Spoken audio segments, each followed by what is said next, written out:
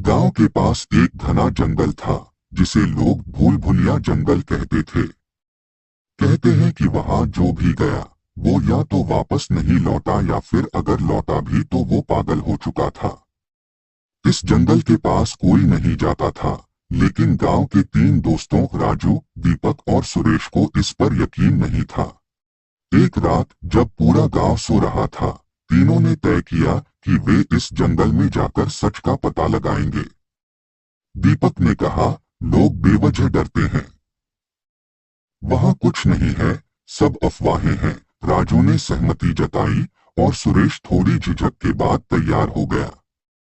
तीनों टॉर्च और लकड़ी के डंडे लेकर जंगल की ओर बढ़े। जैसे ही वे जंगल में घुसे, ठंडी हवा और झिंगुरों की आवाज ने माहौल को डरावना बना दिया।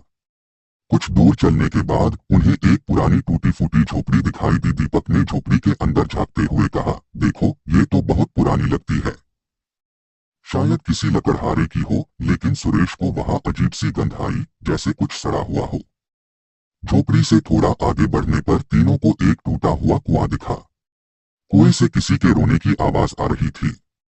राजू ने हिम्मत करके कुएं के अंदर झांक कर देखा, लेकिन वहां कुछ नहीं था। तभी एक ठंडी हवा का झोंका आया और दीपक के हाथ की टॉर्च बंद हो गई। सुरेश घबरा गया और बोला, हमें वापस चलना चाहिए, ये जगह सही नहीं लग रही। लेकिन राजू और दीपक ने उसकी बात को अनसुना कर दिया। अचानक सुरेश ने देखा कि पेड़ों के बीच से कोई परछाई झांक रही है। उसने चिल्लाकर बाकी दोनों को बुलाया, लेकिन जब वे पहुंचे तो वहां कोई नहीं था। तभी दीपक की टॉर्च फिर से जल गई और उसकी रोशनी एक पुराने खंडहर पर पड़ी। खंडहर के अंदर से किसी के गाने की धीमी धीमी आवाज आ रही थी। तीनों खंडहर के पास पहुंचे और अंदर झांकने लगे। वहां एक औरत सफेद साड़ी में बैठी थी। उसकी पीठ उनकी ओर थी और वह किसी बच्चे को सुलाने जैसा गाना गा रही थी। दीपक ने हिम्मत करके पूछा, आप कौन हैं? लेकिन उसने कोई जवाब नहीं दिया।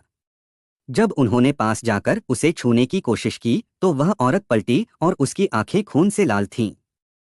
तीनों डर के मारे खंडहर से भागने लगे।